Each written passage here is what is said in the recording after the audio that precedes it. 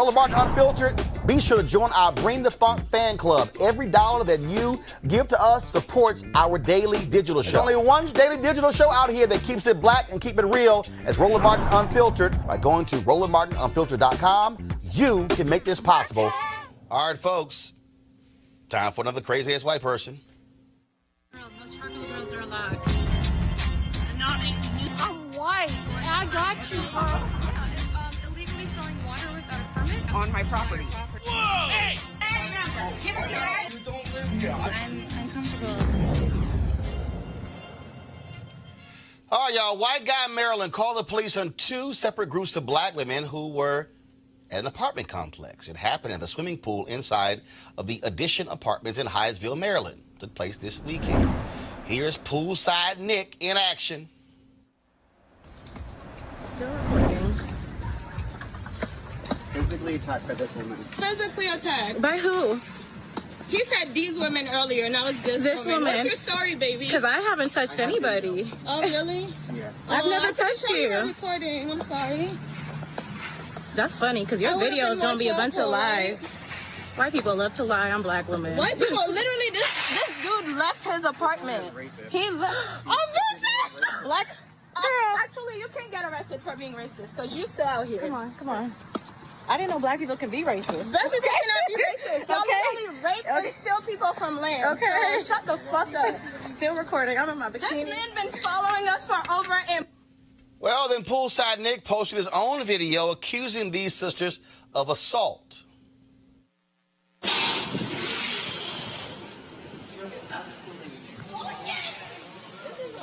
is too much. This is fucking harassment. Please give me The guy El Claude.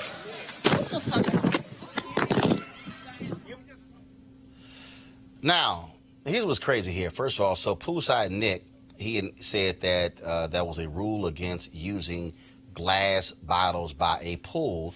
He decided to play George Zimmerman and be the cops. Joining us right now is Gael Claude, who is one of the sisters in that video. So, Gael, glad to have you in Roland Martin Unfiltered. Hi, hello everyone. So I'm glad that you were able to make the connection with Trayvon Martin, because I feel that on the whole way, home, just thinking about what we went through. I lived in Florida for a while, for most of my life, I guess. And that's all I was thinking about. It's the fact that, I'm sorry, it's just taking a while for me to get this out, but we, as people of color, everything we do is a crime. We were at the Addition apartment to sign our lease. We spoke to a leasing agent. We got there at 1:30. We toured the place. We fell in love with it. Everything was perfectly fine. The leasing agent invited us back to, enjoy, just kind of get a feel of the complex before we actually move in, which we were actually really excited about, because not many places will allow you to do that. So just as I told in my caption on Twitter, we were by the pool. We were just enjoying the weather. Before I brought out the bottle, I did ask the lifeguard if it was permissible around the pool, because I do know that certain areas will not allow you to have glassware and whatnot. And the lifeguard was perfectly fine with it.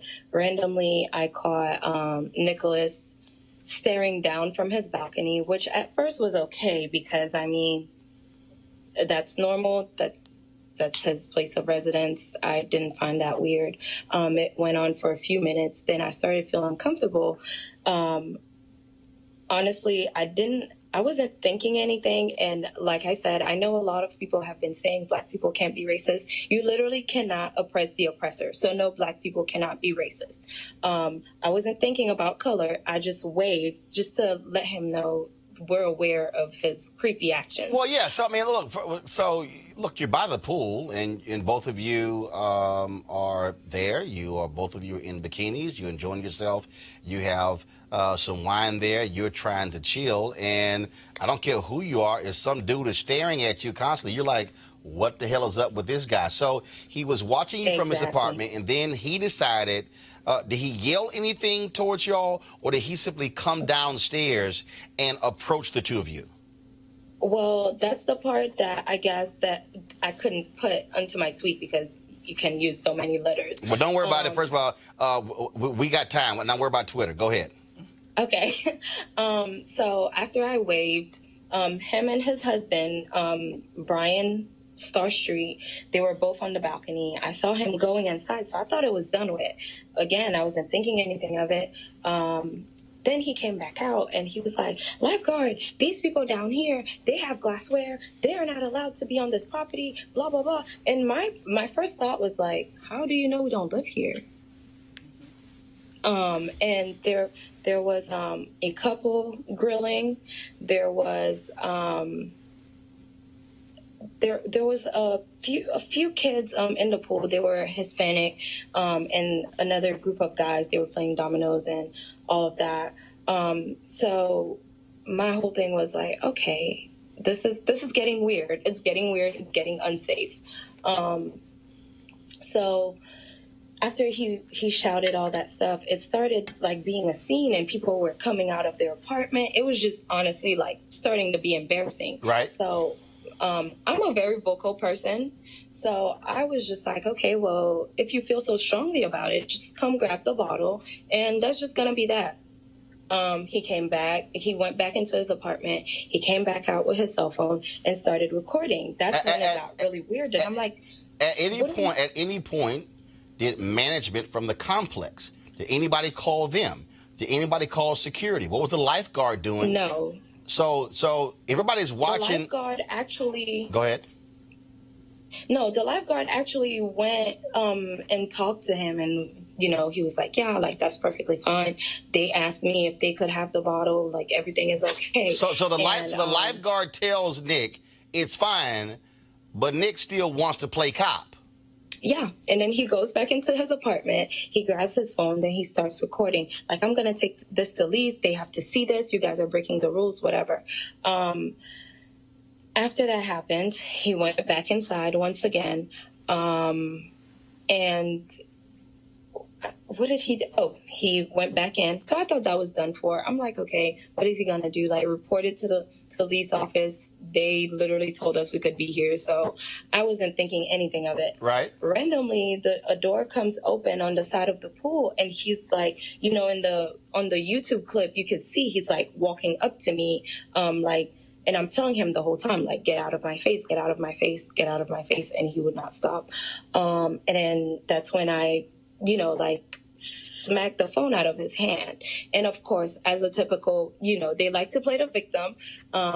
He started saying that I assaulted him. And I mean, you can literally tell on the clip that his phone fell and then he picked it up. So we just played that particular video there.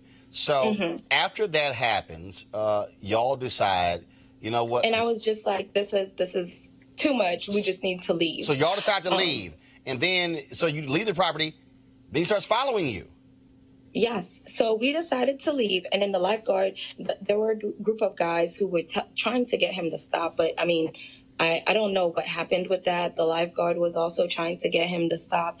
Not really sure what happened. I was just worried about my safety and my friend's safety. And the video we're playing right now, Gael, is that, are you walking in a parking lot? Yes. So you walk in the parking lot. We're walking in the parking lot of Home Depot. Wait, hold up. So y'all have left the apartment complex. Yes. So when things started escalating, I was just like, okay, we should leave. So as we're leaving, he tells his husband, Brian, he's like, call the police, call the police. They're fleeing the scene. There's literally no scene. Like, there's nothing fleeing going the on. Scene? He said, we're fleeing the scene. I cannot make this up. The Lord is listening. Yeah. Those were his exact words. So we're walking outside the complex. It's a pretty wide complex, so it took a while to get out. And as we're walking out, he's like, oh, I'm going to get this on camera. I'm going to get this on camera, which is very, it's hysterical that he would post a 16-second video when he was recording for a while. I'd say about 15 minutes. So wait a minute. So y'all are walking for at least 15 minutes. He is behind you the entire time? The entire time.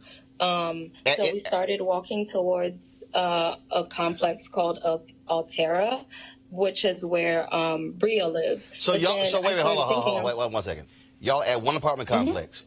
You walk past a Home Depot, and you're going to another apartment complex, and this dude is where Bria lives. And this dude is still behind you. And he's still behind us. Is he on the phone with police? Who is he talking to on the phone? His husband, or So here is what happened. As we're walking towards the apartment complex, I started thinking, I'm like, no, we can't walk home because I mean, like, we can't do that. We didn't know what he had on him. We just didn't know. So I was just like, let's cross the street and go into the Home Depot. So we were walking into the Home Depot, and like, we're crossing the street, we're into traffic, and I'm yelling to everyone. I'm like, this white man is following us, get him to stop. And, like, he's been harassing us, and no one helps. No one's even looking. No one even looked twice. So I'm sorry, like, that's really No, I understand. Take your time.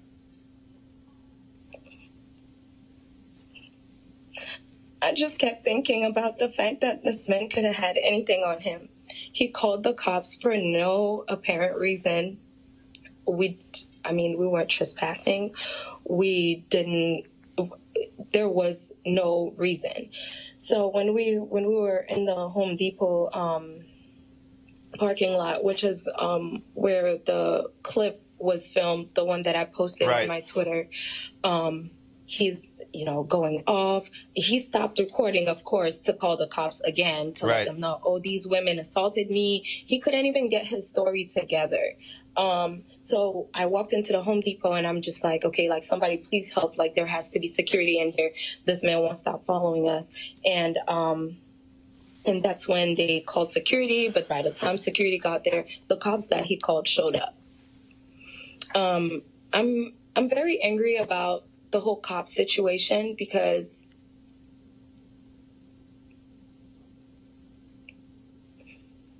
take your time. When the cop showed up, he did the whole he said, she said thing, of course. And I hate to pull like the race card, but clearly it was a race thing, because if it was a couple of Caucasian women walking and a black man was following them, no questions would have been asked. The guy would have just gotten arrested. So when the cop came, he listened to our side of the story. He listened to Nick's side of the story. He asked us, oh my God, he asked for us to exchange information because Nick claimed that he got assaulted and we claimed exchange information. This is not a car accident. Exactly. So if he he said he got assaulted, I mean, the law says that you go in, file a police report saying I was assaulted. You don't exchange it. You don't exchange information. I think the cop was just playing like the whole like good cop game. He didn't want to get involved, so he asked us to exchange information, which is where Bria works as a paralegal, and I also work in a legal setting, so we know our rights. So we're like, there's no reason to give our information. And he asked for our ID. Why in the hell am I going to give the guy address on it, our date of birth? Right. So here's what you need to understand. I've seen the statement from the apartment complex. We also now see the tweets from Nick, some very racist tweets that he's also sent out. What now? Anything police dealing with him? Is the apartment complex, do they plan on doing anything to him? Do you plan on? So the funny thing is, everything happens for a reason. I strongly believe that everything happens for a reason.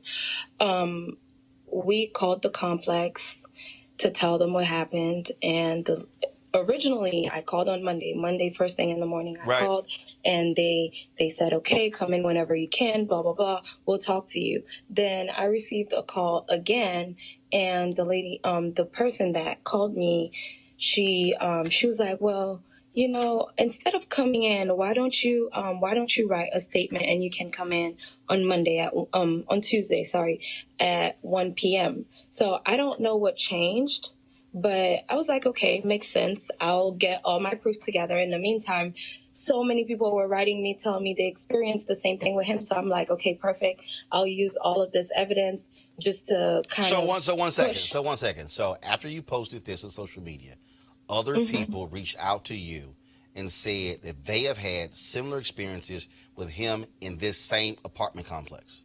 Yes. And when about 4 to 5 people within that one day. And when you now, I take it you passed it on to the apartment managers. What did they say? So, when I called exactly, the lady called me back, and when things like that happen and you receive a phone call, you're expecting things to work in your favor, especially when you haven't done anything wrong. The lady's first question was, "How did you find out about our apartment?" I'm like, I'm disgusted with them because they're worried about their publicity. Why do you care about where I found out about the apartment when in reality this could have turned into a homicide? I mean, how many times do black people, they're just minding their black business and a white person says something and the next thing you know, there's a black person on the pavement dead. So I'm like, well, maybe you would have liked the publicity if I were just dead on your pavement. Like, I mean, seriously. So, they said that they've been working with them. I've been talked to them a few times today. Right. According to this is what they're saying. I don't trust these people, but they said that they've been trying to get him out of the complex. But according to the law, there are a few things that they need to do. They're expecting to have him. I'm trying to understand. Hold up. If somebody's in the apartment complex harassing other people, I don't think it's too hard to try to get somebody out, especially if they're doing the harassing. Final question for you. Did they even call in the lifeguard to say you were there? Can you tell us what happened? I actually don't know what happened to the lifeguard, but I must say that yesterday when I went to talk to them in person, the leasing agent denied us being there. She said she doesn't even know how we got to the pool, when in reality, she gave us they have like a card that's like their key. She gave us the key to get there. Whoa, wait. I'm sorry. Mm-hmm.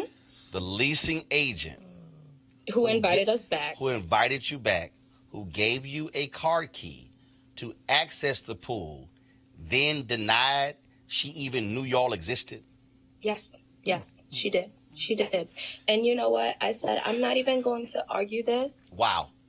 This apartment is only a year old, so I know you guys have cameras everywhere. Just watch your footage.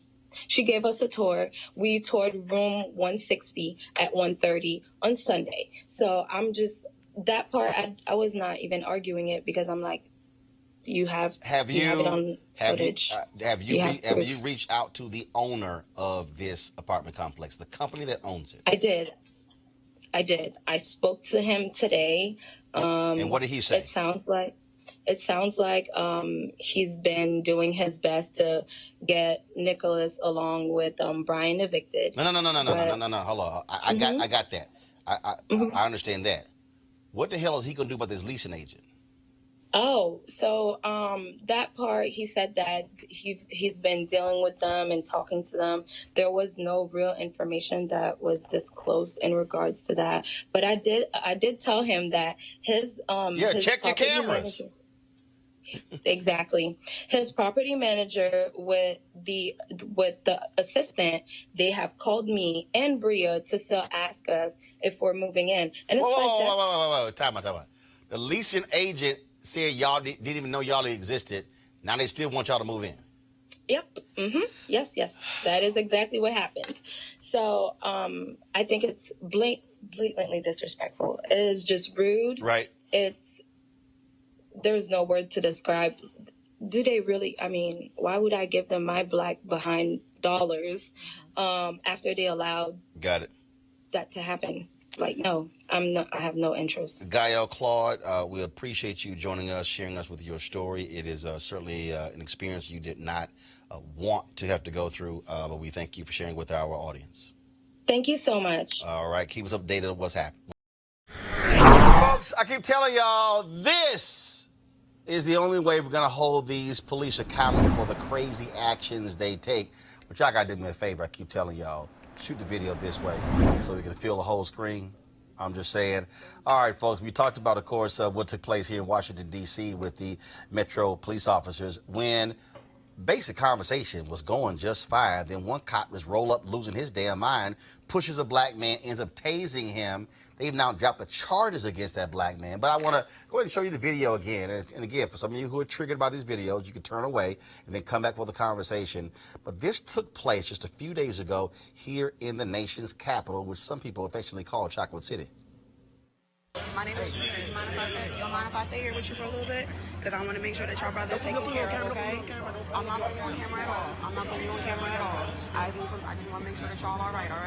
Because I see them looking at y'all, and what I'm not about to do is have none of y'all get hurt right now, all right? So my name is Shmir. We're going to stay right here, and we're going to make sure that everybody's taken care of, okay? What I don't want is one of these colonizers trying to get on y'all about some shit, because then I'm going to have to go off, and I ain't got my nails done, all right? So we're going to calm down real quick. All right. Hold on. Whoa. He's all right. Hold on, he's all right. Hey.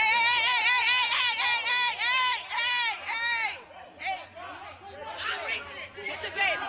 Chill. Not necessary. Just get down.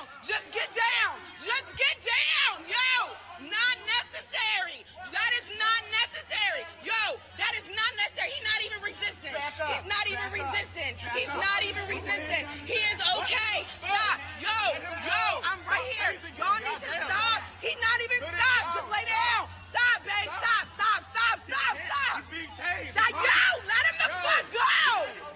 He's all right. He's down. He can't fucking move. He's down. Leave him alone. He is down. All right, joining us right now is Shamir Jones, the woman who actually shot that video. And also joining us is Nene Tay. She's the lead organizer for Black Lives Matter DC. Glad to have both of you on Roland Unfiltered. Thank you. All right, have you got your nails done? No. Okay, when I first saw the video, I said, did she actually just say, I get my nails done? I needed to be prepared, and I wasn't prepared, but I knew I needed to protect those babies. So walk us through before. So what happened? So you were riding the subway, and then walk us through what happened.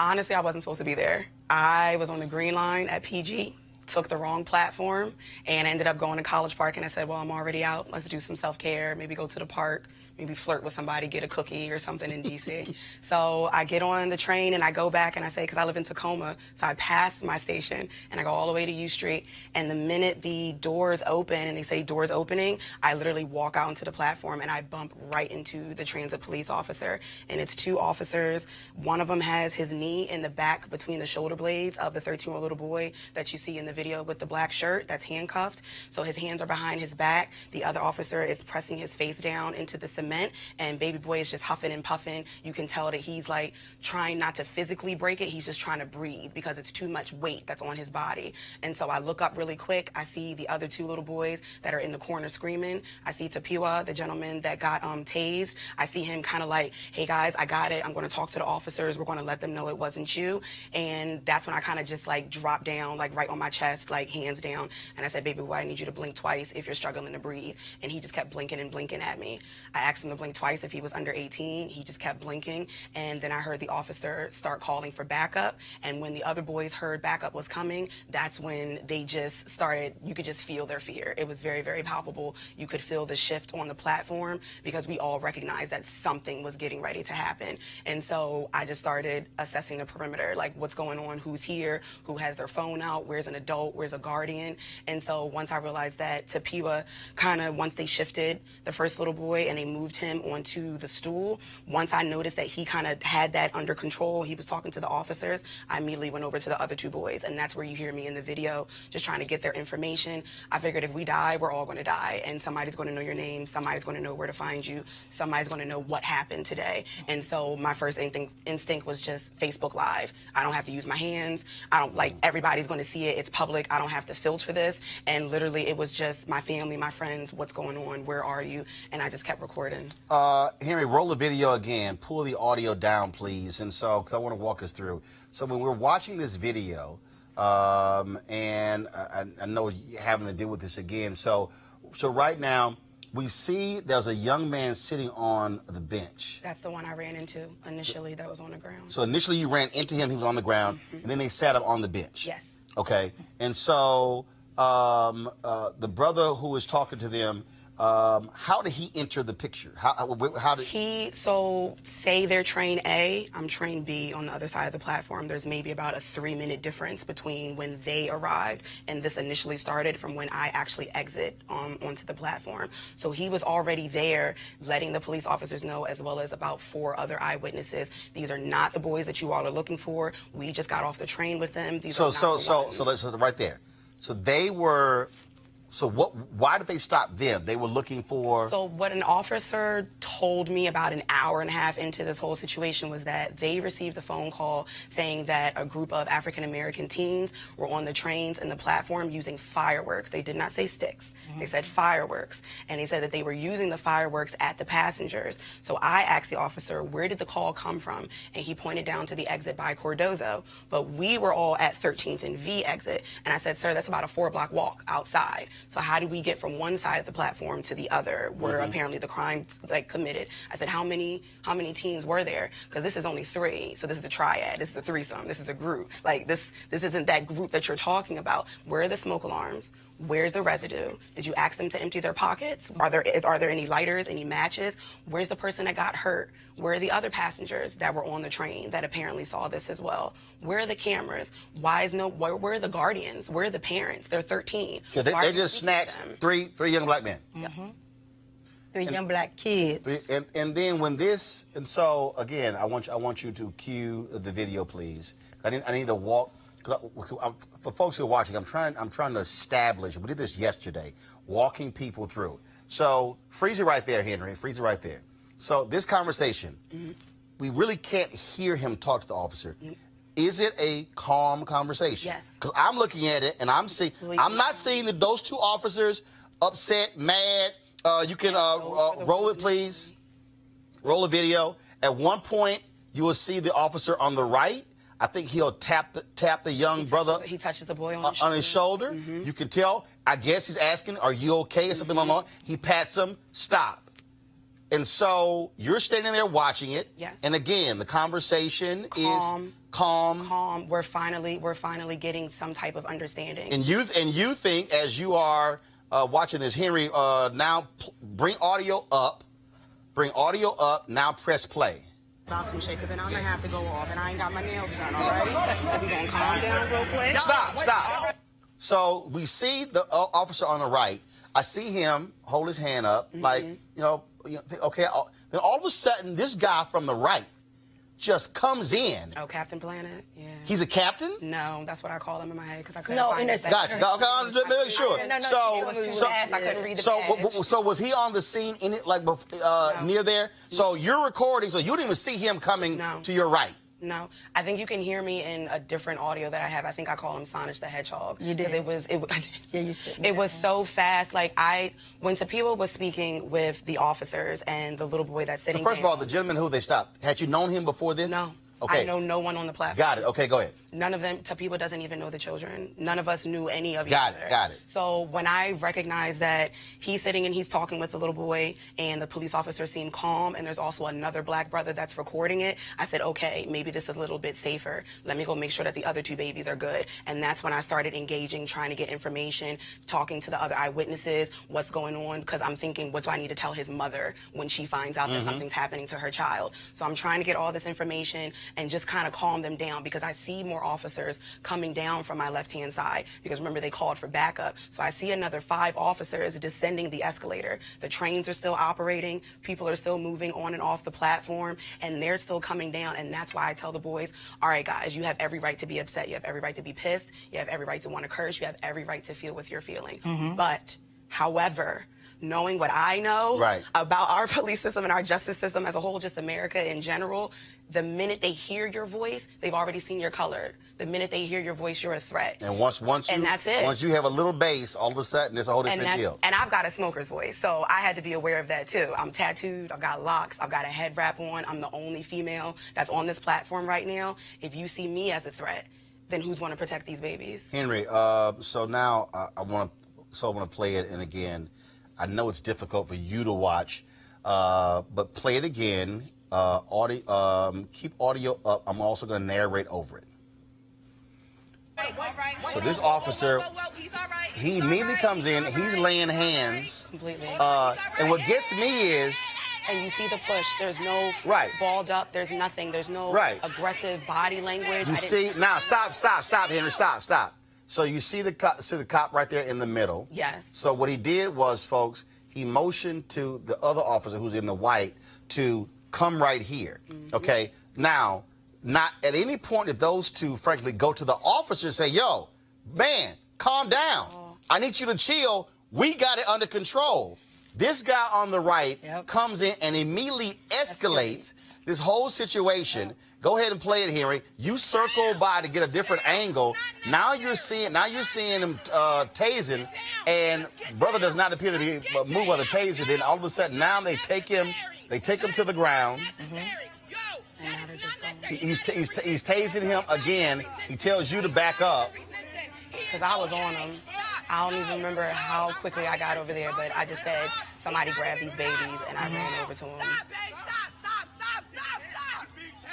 And this is the part where he almost rolls over off the platform. Mind you, the trains are running every 3 to 5 minutes. He can't fucking move. He's down. Leave him alone. He is down. He is down. So, Nene, I want to bring you in because, again, this is just very basic. You have two officers who are having a conversation with this brother, and it's calm. Cop comes in, young white cop comes in, immediately escalates the situation, and it goes from a simple, calm conversation to now tasers out, takedown, and we remember what took place in Oklahoma when they had some kind of drug sting, whatever, and the brother took off, and when 3 or 4 officers held him to the ground, some reserve cop who was like 70 years old pulls his gun out, and, I thought I pulled my taser out, and he shot and killed the brother. That literally could have happened right here. Exactly. Easy. Right now in D.C., the black community is being attacked. We at war. We literally at war with transit police and MPD. They're being trained now to use military tactics on the black community. In the poor communities, they're literally being trained now to use military tactics on us. And anytime there's something where they feel that they're at fault, it's going to escalate. It's going to escalate because they have to have a reason for their actions. Just like with the statement, when Shamir reached out to me, and I was like, she told me it was okay to share the video on our platform. And I spoke with Shamir, and she was telling me the story. I was like, no, this can't happen. And that's when I got in touch with the different councilmen, Black Lives Matter, because we have a rapport with the councilmen, even though we feel like they're not doing enough when it comes to transit police nor MPD. Transit police has no oversight in D.C. That's the problem. So for us, Black Lives Matter, we were part of decriminalizing just for the black kids not to get locked up for not being able to pay the fare on the bus. So what's going on with transit police is not new to us. So now there's another way to criminalize our black children. Now they can't stop them for not having 50 cents or $1 to get on the bus. So now the littlest thing they do now is to criminalize black kids, especially when there's a gang of them. So I don't know, just like she just said, I don't know what, I guess, walking while being black. I don't even know if it was just breathing. Kids walking while being black, because I don't even know if it was a call. So that's what we want to know.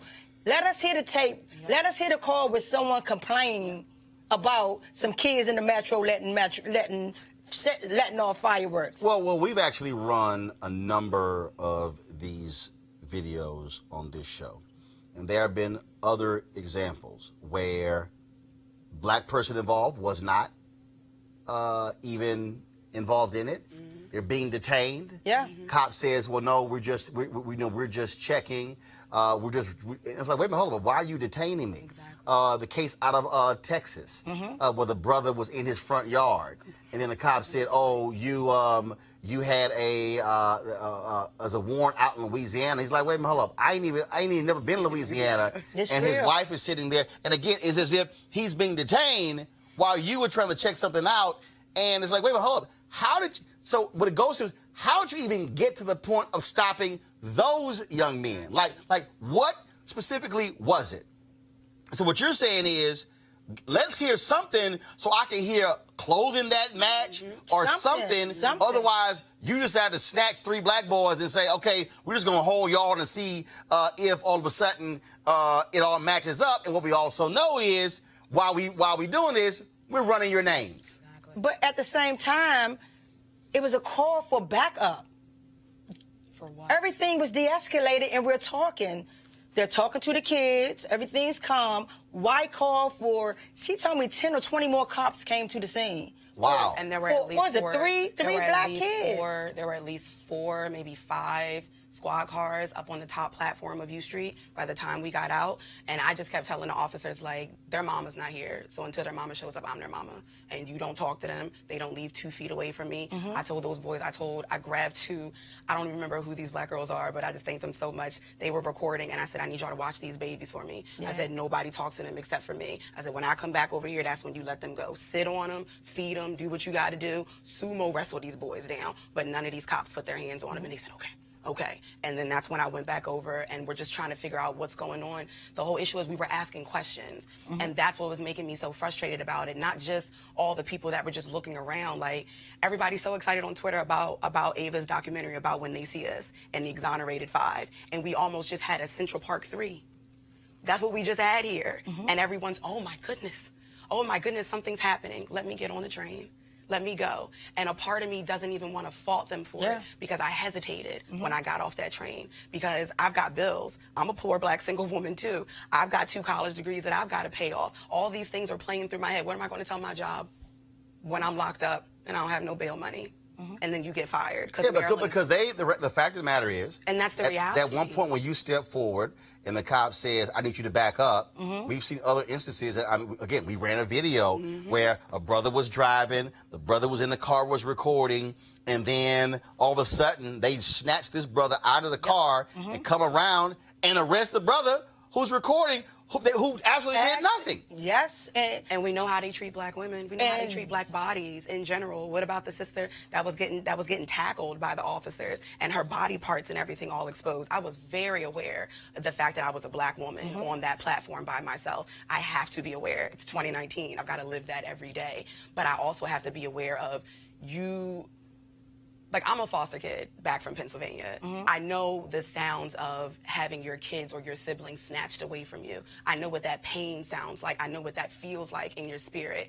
And there was no way, even after my hesitation, there was no way after hearing those 2 boys, like, in the back, just let my brother go, let him go, let him go. There was no way that I was going to let that happen, because that took me back to where I was when I'm just begging and pleading for just a conversation, just an answer. Just tell me what's happening so that way I can act accordingly. And it was what I had wanted somebody to do for my baby. I don't even have kids, but my womb was just clenching like in fear just then, because I knew we were dying. There wasn't a doubt. There wasn't a question. There wasn't a, I hope this doesn't turn out some way. It was, let me get on video. Let me say my name. Let me get these boys' names, because we're getting ready to die. And all of these people are going to witness it. And the reality is, this is why we encourage people to video and we have to protect ourselves. We keep us safe. And people always say, only thing that Black Lives Matter do is hold up a camera or tell people to video, all these videos. That's what's keeping them safe. I can assure you, if Shamir wouldn't have done what she done, it was a 90% chance those little kids would have been the kids that they arrested, held them, and made up stories, because the police are trained to lie. Clearly, by the statement that the chief of police made, everything that in that statement was a lie. Was a total lie. And so therefore, her videoing and taking that time out, and this is why we ask people in D.C., we beg you guys, even if you have to stand back, please video the police right now, because the police are not keeping black people safe in marginalized communities. Their job is to protect property and get us out of here and build wealth in D.C. The three young boys, what happened?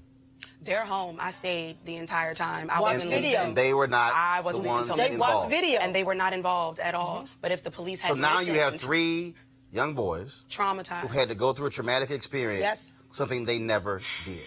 Yep. And that's what they were saying. That's what eyewitnesses were saying. That's what everyone was saying. We're just trying to talk to you. Like, isn't that what all these presidential Democratic candidates are talking about? Let's have these town halls. Let's get to talking to the community. Let's see what they need from us. Let's do police reform. And then literally the public is trying to do that. Yep. Actively. I was trying to do that with you. I'm not even a DC resident. I'm trying to talk to you. And you decided that you wanted to escalate the situation. And the brother who got tased, charges dropped?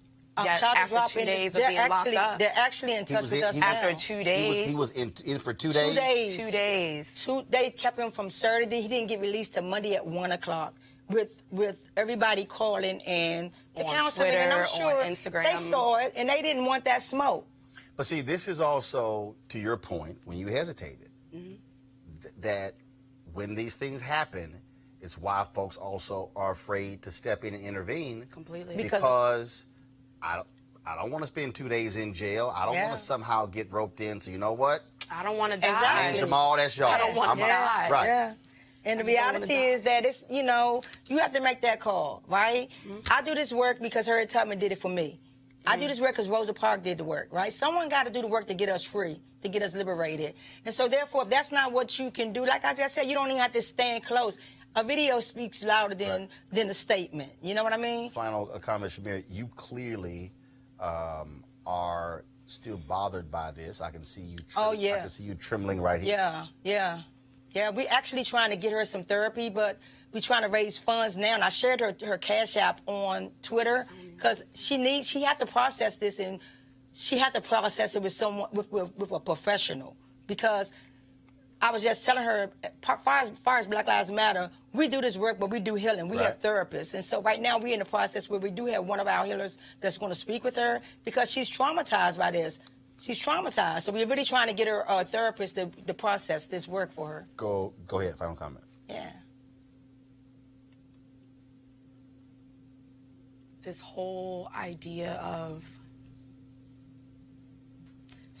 Black Lives Matter was created for moments just like this, because Black lives have always mattered, to us at least. But if Black lives truly matter, my main concern right now is what's going to happen after this video dies out. After the shock is over, are we going to continue to be disengaged? Are we going to continue to be desensitized to what it is that we see? Are we going to continue scrolling through an article just to see whether or not the Black person died? What are we going to do afterwards? And I think it's extremely incumbent upon, especially all of these political hotheads that are here. I care about the babies in Syria.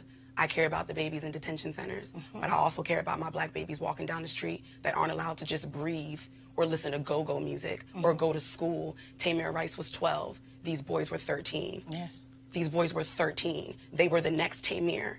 How old was Corey and Youssef and the rest of them from New York? They were the same exact age. I have a 13-year-old little brother. And that was my brother at that moment. That was my brother, my father, my seed. That was my future. That was my past. That was everything. And there was no way in hell that they were dying by themselves. And so right now, all of this, I've been tweeting politicians. I haven't slept since Saturday night, and I've been tweeting everybody.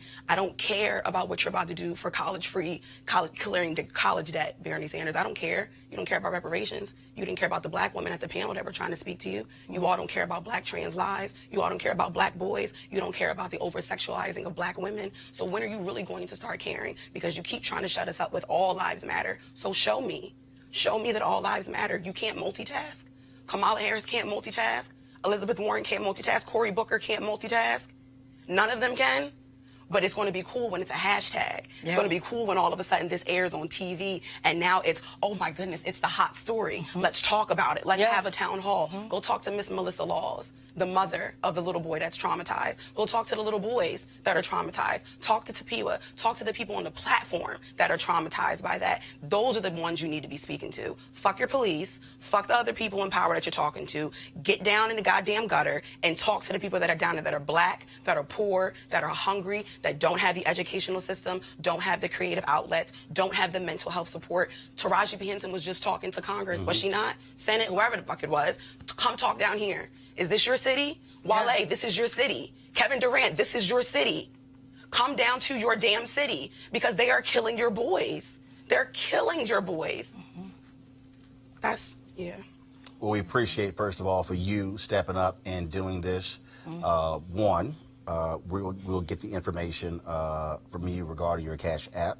What we also would do is I will be calling Kevin Washington. Kevin was with the Association of Black Psychologists. He's often been on our show.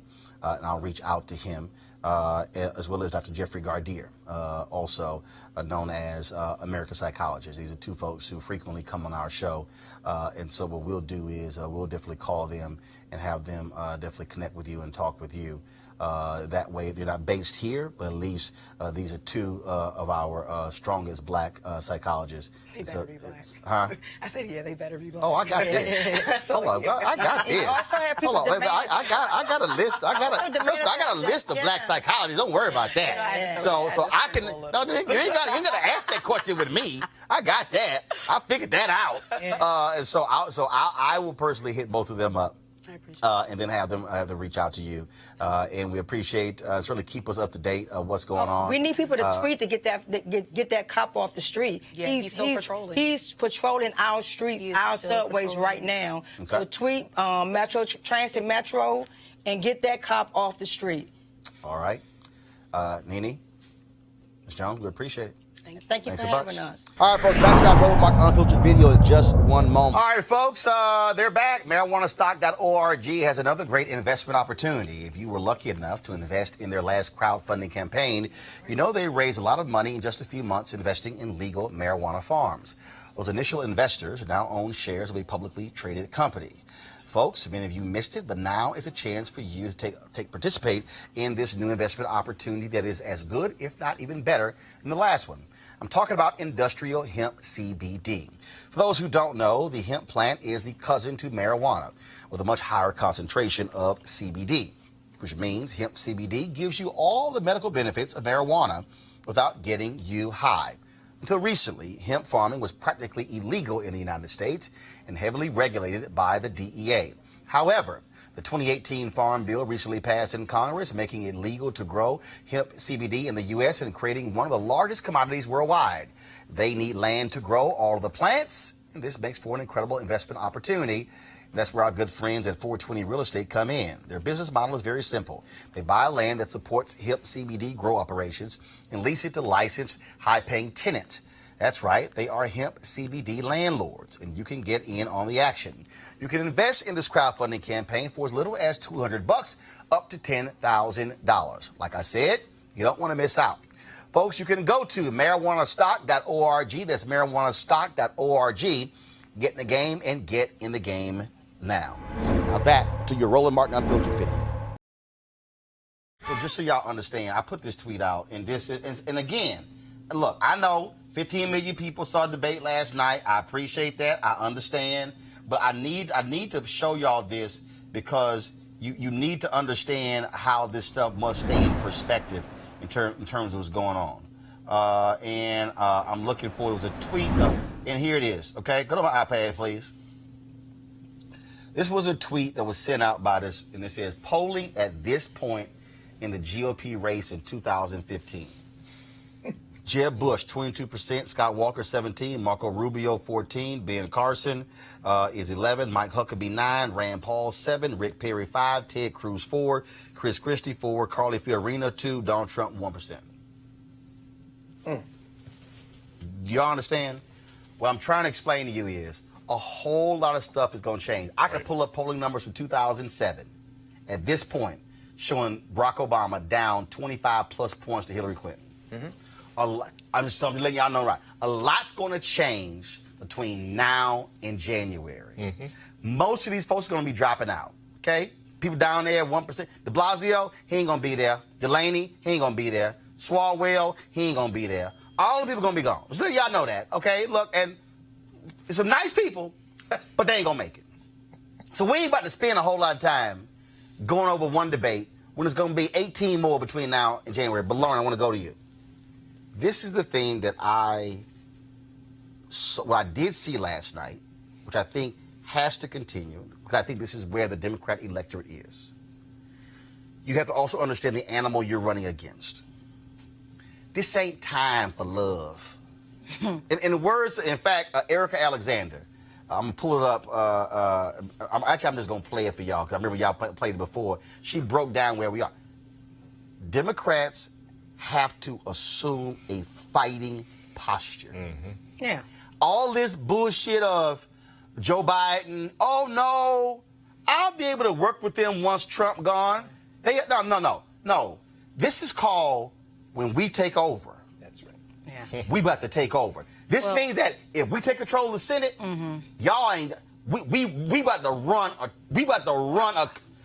train. It's gonna be a speed train. I thought you gonna read that stage. I'm just saying. It's one of the reasons. They have to assume a fighting posture. Yeah, it's one of the reasons why paying attention to these 20 people, though tedious at this point, it does matter because you do have to figure out which one of these 20 people can get on the stage with Donald Trump and at least equal him in speed and ferocity to a point where they can win the embarrass election. him. Right.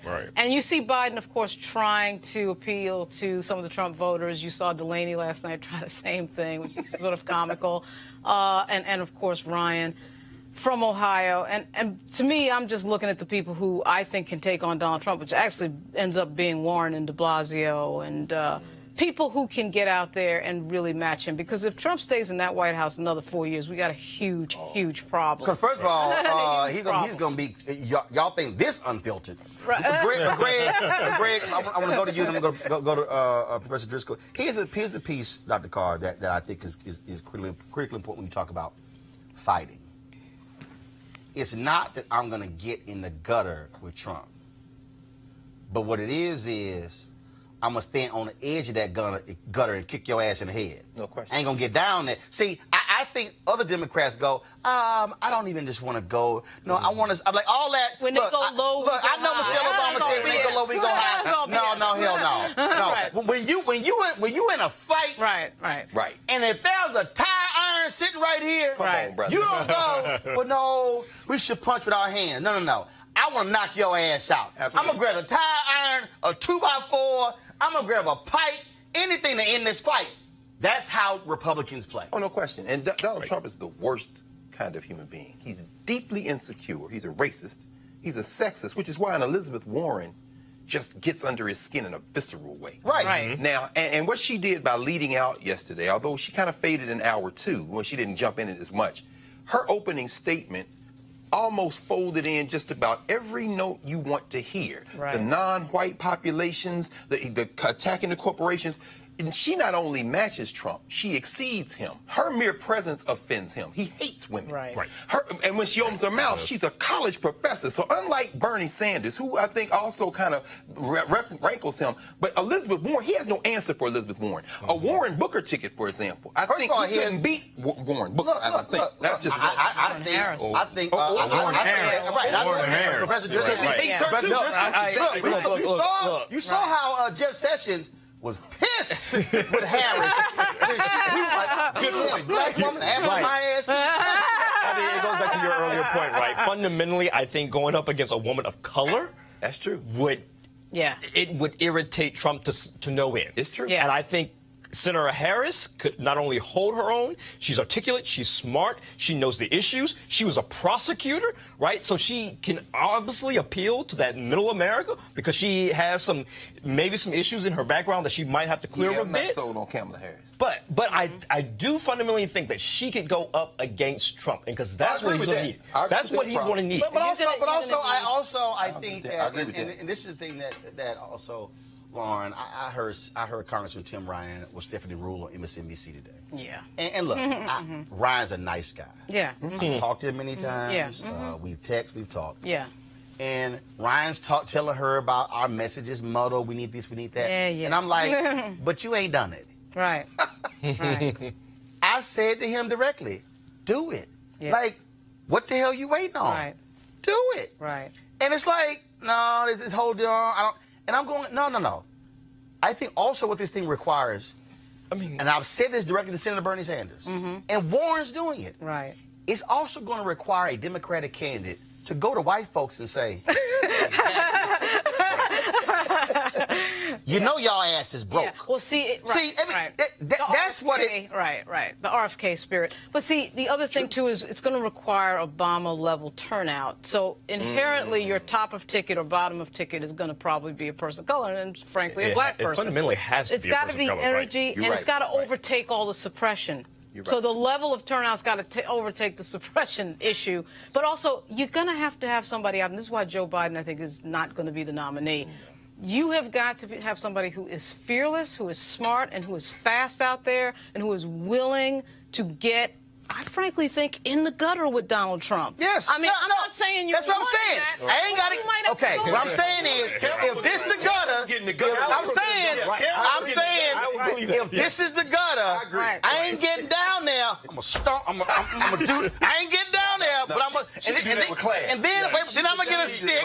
And I ain't getting down there. I'm gonna punch the in the gut. That's what it is. Right. Do you think all a of these woman candidates could win, though? I don't think a completely woman ticket. I'm not a believer that you need a white male on that ticket. Hold on. First of all, I'm the same way. Hold on. I'm the same way. No, I do not believe that as a white male. Right. Because I think let's remember, Hillary Clinton got 3 million more votes than Trump. Right. True. Let's just go there. The problem was Hillary Clinton, who wasn't a candidate, still got more 3 million. Two would happen. Good point. Is that Robbie Mook ran a shitty campaign. Exactly. They were stuck in their iPads. Right. They didn't understand what was happening on the ground in Michigan and Wisconsin and Pennsylvania. Right. They poured all that money in Ohio, where they got their ass waxed by 450,000 votes. Y'all, when you lose by 450,000 votes, whatever polling your ass was doing, those people should never work in politics again. Exactly. But so I think, so this whole notion of America won't elect a woman president, will there be men who will not vote for a woman? Yes. But the difference is, and I've said it because I thought she should have run in 2016, and I think we're seeing it, and I'm telling y'all, the difference with Warren, he'll try to hit her with Pocahontas. But the difference with Warren is, she will look him in the eye and she say, I've been fighting men just like you, my whole life. Yes, right. See, you can see. That's true. And remember that Warren... Biden is gonna, this whole congenial... Biden is going to sell, I'm a white guy, and so I should go up against this other white guy, and I should appeal to Trump voters. He's going to sell that. But the problem is, of course, if you remember, Bernie Sanders was polling over Trump. Warren is basically a female version of Sanders, but she's a lot sharper and quicker than he is. And I think, frankly, a little bit more of I think she's more incisive in her attacks and in her way of just sort of presenting during a debate. That I think Trump is going to have a problem with him. So here's the deal. Smart, So tonight, we'll see what happens tonight. Of course, you're going to have Biden on stage, Sanders on stage, Senator Kamala Harris on stage. You're going to have Williamson and Yang on stage. What all the different hell people like they that. are, right. I just think where folks are now, this is really, and some of y'all, I'm seeing your comments. Y'all need to understand. I ain't playing. Y'all need to understand. We ain't playing games here. This is not about the next 3 or 4 years. That's right. Yeah. Y'all need to understand. Take some time. Literally. I need y'all to understand why I use Trump Lives Matter, why I use We Tried to Tell You the hashtag, why I hold this man in contempt, why you do not hear me ever refer to him as president or Mr. because he does not deserve those titles because he has no respect. I'm trying to get y'all to understand that what we are dealing with literally, is the future of the country. Yep. Right. What we're dealing with ain't the next 4 years. No. It's literally the next 25 to 50. I will be 74 in the year 2043. Inshallah. You make it. Black men ain't guaranteed. I'm just letting y'all know. Right now, my dad is 72. Come on. I'll be 73.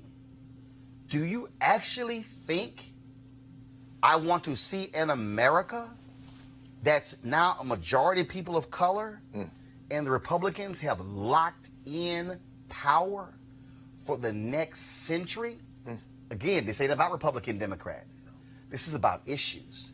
This is about the planet. It's about power. This is about education. Fundamentals about power. This is about civil rights. That's right. I can go down the whole line. Inslee made the point. This is about climate change. This They're is going to destroy the planet, bro. Seriously. And folks are sitting here running around thinking like, oh, you know, okay, I hear you, but this really ain't important. No. Roland, I'm not playing that game. If you live in Miami, if you live in New York City, and Little Haiti in Miami, for example, now they realize that's prime real estate because as the water rises, it's on high ground. Now you see them getting literally pushed out of their neighborhood because they need that property. What I'm saying is, so when these right-wingers sold out to these corporations, when you see them basically erasing regulations, they're going to make it so that if you don't have any money in this country, you're going to die. In New Orleans, you're not going to be alive. Do you understand it's going to be underwater? I mean, please, I'm glad you're making this point, Roland. You got to keep hitting that. And Kamala Harris, if Kamala Harris and Elizabeth Warren on a ticket together could be... You're right. She'll get in the gutter, but Kamala ain't gonna get in the gutter and be nasty. She gonna get in the gutter with shade. And you're right. There is a hatred there. But we're not playing for 4 years. You're absolutely right. We're playing for the future of basically human life in many ways. You gotta fight. And so here's the deal, y'all. I know we have some other stories. I'm gonna get to those tomorrow. But I'm gonna end the show. This was the interview that I did with Erica Alexander. Y'all remember her from Living Color. She's down on Black Lightning, and I did an interview with her along with Be Woke Vote. And I want y'all to listen to the end of what she said here, because this is really where I am, and this is where y'all need to be as well. You either going to help run it or they're going to run it for you. In order to get anything done in this world, we have to work with the system that's there. And you have to have the courage of your convictions. You may despise me, you may not understand my choice, but at least you can respect that I stood in it. If you're outside the mainstream, no one can push you aside any further. Life makes you jaded, and it hurts you, and it's painful. And we've had a lot of pain in this country. Trump can show up and say anything, and they can just go, oh, yeah.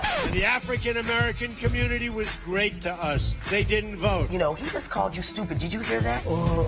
But he's for us. Really? And they were just regurgitating the things that they had heard on a radio or in the barbershop or something somebody had told them. They hadn't thought about it. Democracy is in danger because people don't know how to think. I'm done with trying to convince people to try to vote for their, for their life. You have to run for your life. I'm gonna go try to get people who are open to it and lead them. I'm done with hope. Fuck hope. Bye.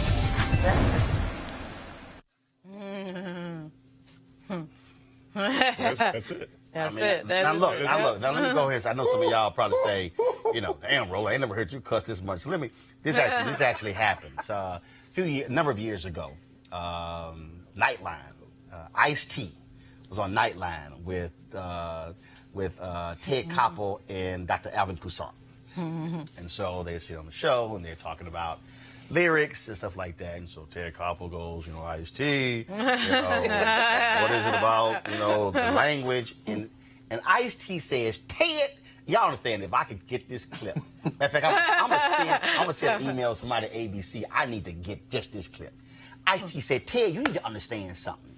He said, black people cuss for emphasis. He said, for instance, white people will say, Johnny, put down that knife. Black people, Johnny, put down that goddamn knife. He said, it creates a whole different tone. Ted Koppel goes, Dr. Toussaint, your thoughts on what Ice-T had to say? Alvin Toussaint, Harvard professor, all degrees, goes, well, Ted, Ice-T has a point. So sometimes when you hear Erica say, fuck hope, come on, fight. Come on. That's 3 words. There it is, brother. That 3 words right there sums it all up. Yeah. I'm just saying. You want to support Roland Martin Unfiltered? Be sure to join our Bring the Funk fan club. Every dollar that you give to us supports our daily digital show. There's only one daily digital show out here that keeps it black and keep it real. It's Roland Martin Unfiltered. By going to RolandMartinUnfiltered.com, you can make this possible. Okay, y'all. I really... Matter of fact, you know what?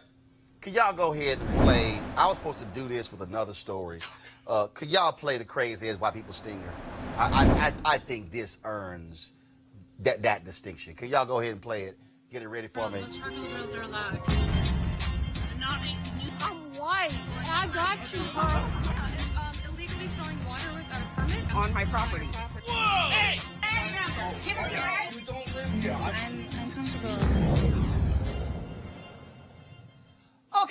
So who is this week's contestant? Bill O'Reilly. So just the other day, of course, last week they had the hearings on Capitol Hill about reparations. Well, Bill O'Reilly, the man who sexually harassed numerous women, had to pay out $32 million in settlements as a result. Bill decided to weigh in on the issue of reparations. Bill O'Reilly sent this tweet out. Please pull it up. Slavery reparations is a far left favorite because it does a number of things. It reinforces the radical belief that the United States was founded by racist white men who installed a system whereby white guys would run everything and blacks, women, and others would be exploited.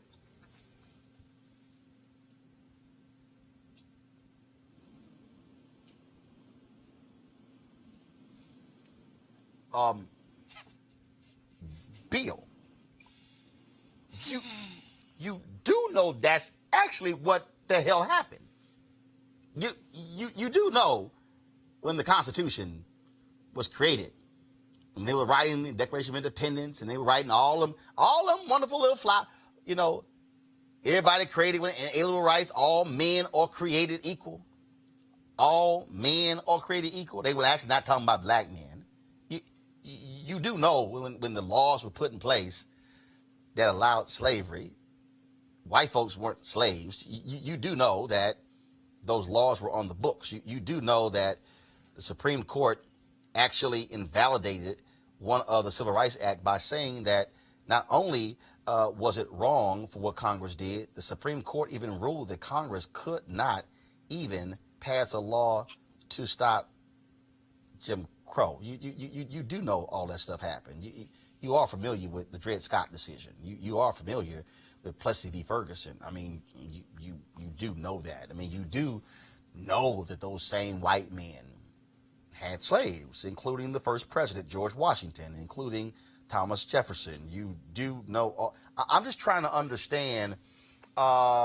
Did you get punched by the Toronto General Manager's GM and suffer concussion, and you somehow forgot those things? I'm just trying to understand exactly what school you went to. Now, y'all, this is the same Bill O'Reilly who actually writes so-called history books, which clearly means that somebody else is writing the books. All he's doing is putting his name on the books. Y'all, this is why people like Bill O'Reilly have no business even having a television show. See, this is the sort of the nonsense that you see that emanates from people like him. And of course, all the folks who follow him on the Fox News, when you listen to Laura Ingraham and listen to Tucker Carlson and all those folks, I mean, literally say stuff and you go, what world are y'all living in? I could not even give you a list of books to somehow prove that what he said is wrong. I mean, I don't have to. I mean, it's kind of there. I mean, it's sort of like right there. The laws are there. I mean, I dare say the biggest member of the KKK would like, David Duke probably would say, damn, Bill, you stupid. I mean, that's how unbelievably asinine Bill O'Reilly is. So, Bill, just do all of us a favor, okay? Take all of the money that you have, that you kept after putting your hands on all these women and, of course, leaving them sexually charged voicemails, the woman who worked for your show. And remember you talking about, what's that shower thing? It's not a, what they call that thing? It's not a polluter. No, it's whatever, it was a loofah. There you go. Bill was talking about what he wanted to do with her with the loofah. Why don't you just go sit your ass in a corner somewhere and just keep all the millions you've earned on radio and at Fox News and stop tweeting, because you clearly are dumb as hell, and just allow us to deal with the stupidity of the people who followed you. I mean, just stop, please, for the sake of people with brains. And in fact, Bill, you're embarrassing white people. I mean, I'm sure there's somebody white going, damn, can we trade him in the lottery? Can we trade him in? Can we pick up Clarence Thomas for Bill O'Reilly? I'm just saying. Clarence Thomas, he ain't got a problem with black people getting kicked off juries. I don't know what in the hell to make of these folks this week. I really don't get it. You know, when y'all got next conservative convention, what you gonna do, Malik? When Bill and Clarence show up? Well, Bill does not need to show up at all. What Bill said is ridiculous. It aligns with no history that we know of here in the United States at all. And this is one of those situations where, you know, in this case, he's a conservative, saying things to preach to a choir who should be just silent on things that really, when we're talking about race, he literally makes no sense in what he's saying. To say that this country was not founded by racist people, and Jason, you teach. We weren't even full people in the Constitution. Right. I mean, not even. I mean, so how does that work? Women couldn't vote until 1920. You know, no, I mean, white women couldn't vote. Yeah, white women.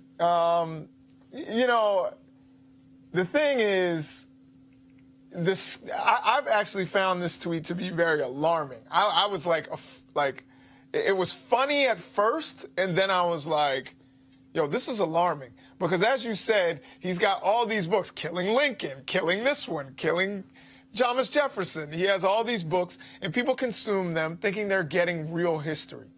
You know. Oh, no, you have Dinesh D'Souza, who literally out there, Jason, Teresa, who is tweeting constantly saying Republicans never owned slaves. And Kevin Cruz, a white historian, is dropping the receipts, and they're like, no, didn't happen. I mean, and what they're doing, Teresa, they are literally creating this alternative universe, these alternative facts. And you got white folks running around, you know, retweeting them and repeating it, and because they act as if Dinesh D'Souza won't respond to my tweets. I mean, it's just I mean, that to me is how crazy it is, because these people actually going, yeah, say it, Dinesh. And I'm like, y'all, he's a dumbass. Yeah, he's an idiot. When I first saw that tweet, the two words that stood out to me was radical belief. Because when you even mention the word radical, it means extreme or something drastic. So for Bill O'Reilly not to have any conception about what's real and what actually happened, and for it to be a far left decision, you know, for Democrats to stand on, is very alarming, especially for someone who has, one, such a huge profile of followers, who has spoken at so many institutions and organizations post his release. And it just really, you know, it really does come down to what you said, Roland, as in the alternative history, you know, and what does that history that, you know, people are trying to change or are not trying to bring up? And you know, what is this new history? So it's a lot of questions here. And I hope, you know, this was a learning experience, and I hope we're keeping all these tweets. You know, learning a damn thing. Because these people can't be forgotten. We can't not mention, you know, these influential individuals and celebrities who, you know, have an impact on a larger society. Twitter should have been sending him an actual, you know, suspension button for his inaccuracy and his ignorance on history. And let me say this here. And first of all, this was the second tweet. This is even more laughable. It also suggests that personal responsibility does not count when the legacy of slavery dropped a curtain of oppression on the black race, and there's no recovering from that. The radical left says our society remains unjust to this day. Forget personal responsibility, Lord, y'all. But let me say this here. Let me go ahead and say this here. There are some people who are watching me right now, and people who are likely tweeting, you're posting on Facebook and Periscope and YouTube, and you're likely saying, Roland, you're giving these people too much attention. And then because y'all tell me the same thing when I smack down Candace Owens. Here's why. Bill O'Reilly has 3 million Twitter followers. And I keep telling y'all, this is why I don't allow lies to be stated on this show, and I can't let it go by. Because if somebody is watching and they go, Roland didn't say nothing, so clearly what so-and-so said must be true. This is why you have to push back. Because here's the deal. Let me be real clear with y'all. Mainstream media allowed Donald Trump to lie for decades. To lie about his wealth, to lie about his deal making, to lie about everything. What happened? Where did he end up? He became president of the United States. See, this is what happens when you don't push back on liars. Because then they can lie and people go, well, no one said anything. It must not be true. He must be true. It must be correct. No, that can't happen.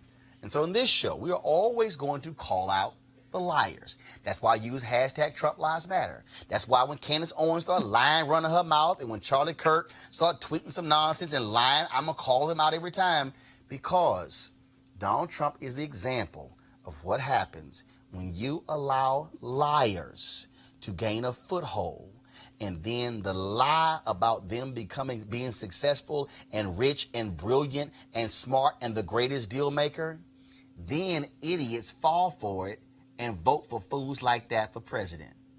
Hashtag we tried to tell you. All right, folks, back to that Roland Unfiltered video in just one moment. All right, folks, they're back. MarijuanaStock.org has another great investment opportunity. If you were lucky enough to invest in their last crowdfunding campaign, you know they raised a lot of money in just a few months investing in legal marijuana farms. Those initial investors now own shares of a publicly traded company. Folks, many of you missed it, but now is a chance for you to participate in this new investment opportunity that is as good, if not even better, than the last one. I'm talking about industrial hemp CBD. For those who don't know, the hemp plant is the cousin to marijuana with a much higher concentration of CBD, which means hemp CBD gives you all the medical benefits of marijuana without getting you high. Until recently, hemp farming was practically illegal in the United States and heavily regulated by the DEA. However, the 2018 Farm Bill recently passed in Congress, making it legal to grow hemp CBD in the U.S. and creating one of the largest commodities worldwide. They need land to grow all of the plants, and this makes for an incredible investment opportunity. That's where our good friends at 420 Real Estate come in. Their business model is very simple. They buy land that supports hemp CBD grow operations and lease it to licensed, high-paying tenants. That's right, they are hemp CBD landlords, and you can get in on the action. You can invest in this crowdfunding campaign for as little as $200 up to $10,000. Like I said, you don't want to miss out. Folks, you can go to marijuanastock.org. That's marijuanastock.org. Get in the game and get in the game now. Now back to your Roland Martin Unfiltered video. I'm purposely trying to walk a lot of you through this so you understand, because I keep saying on this show, we have to connect the dots. Yes, sir.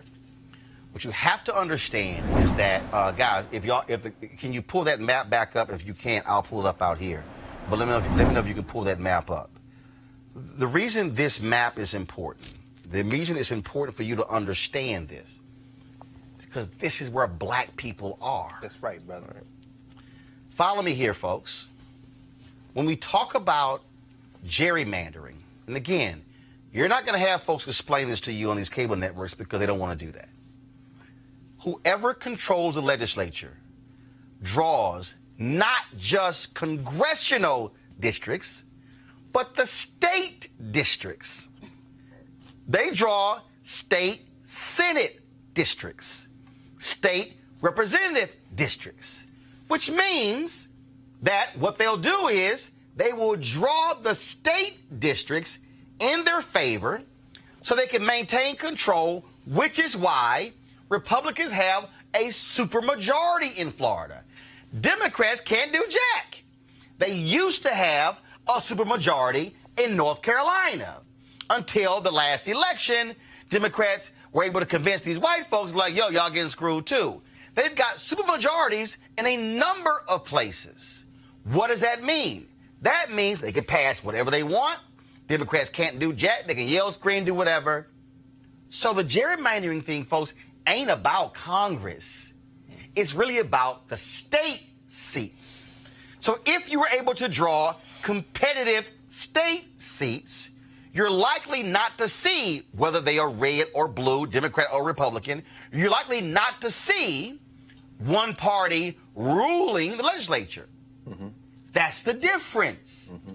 And so this is critically important for people to understand that for all you Simple Simons who sit your asses at home, who don't vote, but bitch about issues, if you don't vote for your state rep, and you don't vote for your state senator, those are the people who are drawing the districts, not the members of Congress. The state representative and the state senator is drawing the very district, the member of Congress. The member of Congress has no power whatsoever in the drawing of their own congressional district. That's right. Right, and which is why it's particularly dangerous that we have a political party that's entertaining Russia infiltrating our elections and having no problem with that, and starting to now get into the business of being okay with election interference on that micro level. And we don't even know about the details in Florida because they won't tell us. But also, again, for you Simple Simon ass people who really get on my nerves when it comes to this stuff, what you have to understand is not just even a question of who is now drawing the districts. It now then goes to what Republicans are doing. And again, if you can be a Republican, that's fine with me. But prove to me I'm wrong when in Michigan, the voters put it on the ballot. A state amendment, a ballot initiative for there to be an independent commission to draw the districts, and Republicans say, we're going to ignore that. Right. All right. Well, because they... Driscoll right here. We're going to ignore it. I think we're going to ignore it. You keep referring to the Simple Simons, right? Fundamentally, this issue of states' rights goes back to the very founding of our country, right? When we think about civil rights, when we think about the Civil War, all the way up to the Dixiecrats, right? It's always been this control of the states, right? Because they want to control slavery. They wanted slavery. Right. And to this day, they still want to control us. Right, so we have to be very clear on what they're doing. This is a issue. This is historical. This has been since the beginning of time, right? So it's really history is just repeating itself, and it looks differently. And to your point is that we have to be educated enough, and Democrats have to be equally sly and political about gaining control and focusing on the Supreme Court and the court system. Yeah, because as Republicans, great, but I got to go, Greg, in the thing you made a great point about in terms of, from the beginning, federal rights and states' rights. Right. This is also why, again, y'all want to, if you support reparations, that's fine. But here's what you need to also be understanding, Greg, and let's speak to this. When you talk about that whole states' rights piece, that very issue goes specifically to slavery. What that was about was, we are not going to let the federal folks tell us what to do. Right. Mm-hmm. All right. Now, let's go forward. That's right. Dred Scott decision, that was Supreme Court. Mm-hmm. Absolutely. You go forward to the Civil Rights Act of 1875, the Supreme Court, 8-1 decision, invalidates that. That's right. But then says, y'all who ain't read a damn thing, Supreme Court literally said, Congress does not have the power to end segregation. Right. That's right. Right. Because they said it was a state right. That's right. Now we go through 92 years of Jim Crow. States can do whatever the hell they want to do when it comes to education, when it comes to busing, when it comes to everything. How does it get dismantled? Lawsuits, federal court, black folks go, no. If Trailways goes from Georgia into Florida, interstate commerce. Right. Then it changes. Right. Then conservatives say, damn, now they got us. And if y'all understand the system, it was because of Brown v. Board of Education. First of all, there were two, Brown 1 and Brown 2.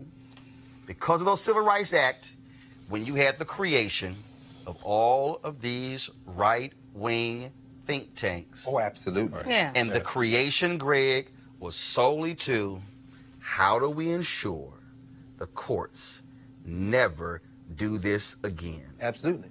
Well, Roland, you've just laid out the roadmap for how we beat this. We've got to be smart. And to be smart, we have to study. This isn't about hashtags or social media or disruptive technology or making the right movie or hitting the heartstrings. You see, there's never been a United States of America. Anybody who says that there has been, I know you got a digital platform now. Let's just lay it out for hour upon hour. I dare anybody to show me where there has been. What there's been is a settler state that has extended itself over a continent. And slavery was a compromise made between those areas in that settler state that didn't need it, that didn't need it directly, and those that did. That's where the Electoral College came from. Dred Scott was never completely overturned in the legal sense because Roger Taney created a notion of national and state-based identity. He says a citizen is a citizen of the state they're in and of the United States, as if there's something different. That's how he was able to create basically a federal blackness. But the Brown decision really turns on foreign policy. America couldn't keep doing what it was doing to black people as it was attempting to go out there and colonize the world in the wake of World War II. So what you have is a certain arbitrariness in federal court decisions. That's why dissents are important. Just like they talked about Justice Harlan's dissent in Plessy in the Brown case, the dissents that we see today, the one that Kagan read from the bench, for example, if the politics changes, that will become the majority, that will become law. And that's why we have to understand that we're looking at the legal universe, the American legal universe, as if it's mathematics. It's not math. This is politics. So you can't follow it from 1787 when they ratified the federal constitution to 2019 like these things make sense. They don't make sense. This is a racial gerrymander that they had the votes to overturn, so they decided to do it. But don't try to make this make sense in the wake of what has happened before. You just keep participating, and when you bang on them enough, you will be able to reverse this. But quit acting like you live in a country where they give a damn. Mitch McConnell's a white supremacist, and Russians and anybody else that will get him to his goal, he'll take it. Well, first of all, the Russians are also white supremacists. No question. And here's the piece here, Lauren. When you talk about fighting, now, and I'm reading some of y'all comments. Y'all like, oh, Roland's trying to get us to vote Democrat. No, I'm trying to get you to vote common damn sense. When did you say that? Please, Roland. Right. I'm trying to get you to vote issues. This is very simple. This is real simple for me. This is real simple. If I support civil rights and Professor Driscoll don't support civil rights, I don't give a damn what the letter is. Yes. I support civil rights. Yes. So I'm going to ask the question. Yes. Do you support civil rights? Right. Yes. Right. If the person says no, I ain't voting for your ass. This ain't hard. Now, if there happen to be more Democrats who support civil rights and more Republicans who don't support civil rights, who the hell you think I'm going to vote for? Bro, the one support civil rights. Let me make this point because you today with this immigration bill that just passed the Senate. Who did we see that voted no against that bill when it first came on the floor in the House? It was Ocasio-Cortez, it was Ayanna Pressley, it was Ilhan Omar, and it was Rashida Tlaib. Now, they are Democrats, but what they said is you can't just give money to Donald Trump. He's not going to spend it for the children. You got to take these D's and R's off. What is your interest? And look, the Democrats, Lauren, passed an election bill today. Yes. 184 people voted against it. How many of those were Republican? Yeah. All of them? Right. Only one Republican. Come on. Out of Florida, whose district the Russians access voted for paper ballots. Right. Now again, I'm going to say this again for you Simple Simon motherfuckers. Because I'm tired of this. Unfiltered. I'm tired of y'all. I'm tired of y'all with this silly ass, who ain't done this with an agenda. Let me explain it again because y'all are clueless. Donald Trump put on the federal bench for life a white woman who is 35 years old. From Georgia. She graduated law school 11 years ago. That woman has a federal appointment for life. He appointed a white man in his 30s who has never in his life filed a legal brief. Let me unpack that again. This man has never filed a legal brief. Do you know how basic a legal brief is for lawyers? That man is now on the federal bench for life. So if y'all Simple Simons really want to sit here and play around with Donald Trump potentially being here for 4 more years, let me unpack it one last time before I go to Lauren. The woman who's 35 What did I tell y'all? 2043, America will be a nation, majority people of color. Did I tell y'all that? Okay. That's 24 years from now. Do the math. She's 35. Plus 24, that means she'll be 59. Let me help y'all further. Judge Damon Keith, phenomenal judge, just died. He was 96. Let's say she lived till she 96. That means that when America becomes a nation majority, people of color, that white, far right wing woman will be on the federal bench another 37 years. But some of y'all want to sit here and play games when it comes to voting, Lauren. Yeah, well, the Republicans, again, on this version of the Republican Party understands what Very good point. what power and control And is. this is by design. Yeah, and they're willing to do anything to control the game, and they're going to massively resist. I mean, when you see an administration be in contempt of Congress and tell their people not to talk to anybody with no shame, they're now crossing over into Ignore subpoena. Right. I mean, like, the law doesn't mean anything. Ignore subpoena. We don't Because care. Once we arrive at the tipping point where they start to realize that they're outnumbered, and you saw, this entire presidency with Donald Trump has been about, effectively, has been about race. I mean, he said it before he even entered office, and now he's trying to implement policy to marginalize the largest minority group in the country. I am just and again, Greg, people need to understand. I ain't dissing reparations. No. I'm not dissing you demanding stuff from Democrats. I'm not dissing the demanding of a black agenda. But what I am doing is thinking a hell of a lot bigger than some of you small-minded ass people. What I'm saying is, Greg, we can't say, oh, we care about civil rights. We care about this, while they over here putting people in power who will rule against every single one of those things. And what they don't understand is the politician might get voted out. That legal ruling is law. That's right. Is precedent. That's right. Absolutely. And the courts are loath to overturn precedent. That's right. All right. That's why I'm like, y'all, this thing is way bigger. It starts, though, with that election of getting that person in, just like you said before. That's right. But I'm telling you, Right. No, the Democratic Party needs to understand that they need to wield power in a different way. Which is why, and they don't have that understanding. Again, a whole bunch of y'all still mad at me for calling Obama out. For appointing Merrick Garland. Right, exactly. And I don't give a damn what y'all think. Exactly. He should have picked a black woman because you know why? He should have created the damn tension. Right. The tension of a historic appointment of a black woman. Right. First in history. Right. In the Leah Sears. See, y'all don't understand. In the history of America, this is with Merrick Garland. 109 people served on the Supreme Court. 104 were white men.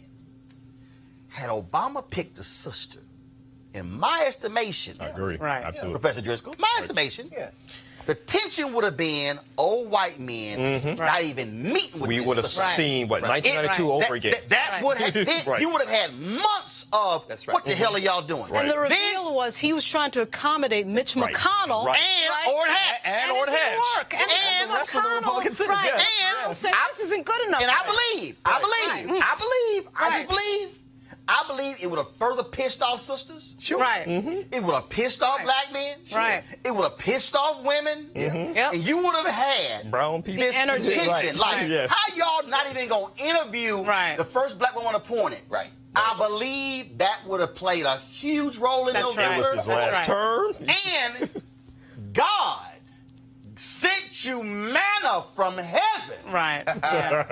When the Lord, and I'm invoking the Lord, the Lord said, President Obama, Paul Ryan's sister-in-law, come on, is a black woman. All right.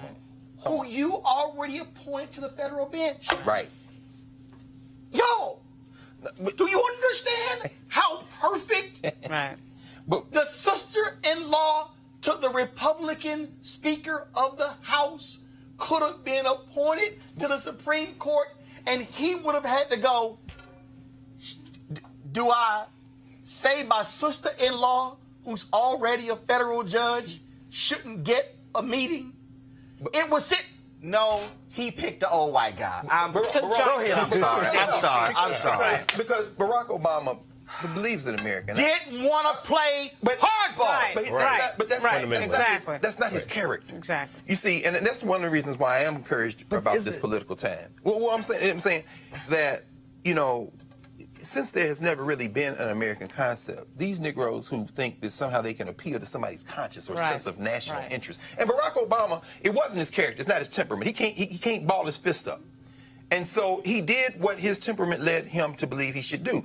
And he didn't miscalculate on who Mitch McConnell and them were. He's willing to risk it all, which in this case includes us as hostages in his worldview. But let's be very clear about this, because a lot of people talk about reparations. Now, I'm glad we're talking about it, but they don't understand the history of reparations. They don't even understand the political strategies of reparations. One of the reasons why the 5-state articulation was made by Mario Deli, the Republic of New African People's Organization, was that reparations isn't about asking somebody for anything. Reparations is about, out of a position of strength, making a demand. Now, once you have political control over some states, Mississippi, Alabama, almost majority people of African descent now in Mississippi. If you seize political control, and mind you, these are Gulf Coast states. They got ports in Mobile, New Orleans. Once you do that, reparations becomes feasible in part because the federal government gonna have to make a decision.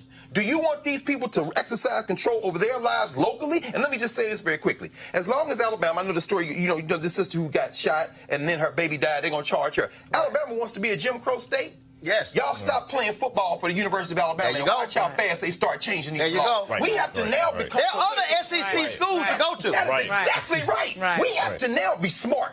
And Barack Obama, God bless him, as brilliant as he was, as his terms of his capability, his lack of courage, and yes, the man did not have a lack of courage.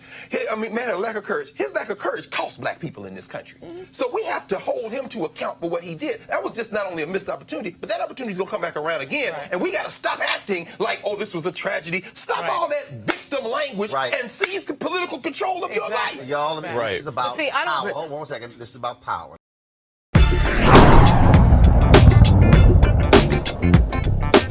Daily Digital Show. There's only one daily digital show out here that keeps it black and keep it real as Roland Martin Unfiltered. Support the Roland Martin Unfiltered Daily Digital Show by going to RolandMartinUnfiltered.com. Our goal is to get 20,000 of our fans contributing $50 each for the whole year. You can make this possible. RolandMartinUnfiltered.com.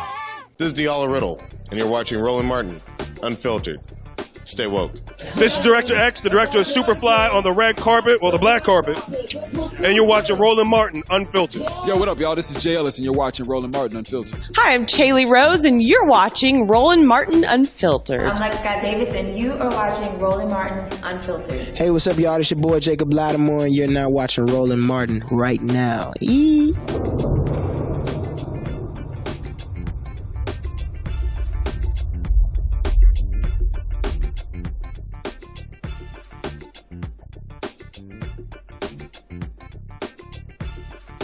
You want to check out Roland Martin Unfiltered? YouTube.com/Roland S. Martin. And subscribe to our YouTube channel. There's only one daily digital show out here that keeps it black and keep it real. It's Roland Martin Unfiltered. See that name right there? Roland Martin Unfiltered. Like, share, and subscribe to our YouTube channel. That's YouTube.com/Roland S. Martin. And don't forget to turn on your notifications so when we go live, you'll know it. Hey fam, want to check out Roland Martin Unfiltered, the blackest show on all of digital, cable, and broadcast. Check out our audio podcast. There's only one daily digital show out here that keeps it black and keep it real. It's Roland Martin Unfiltered. Press play.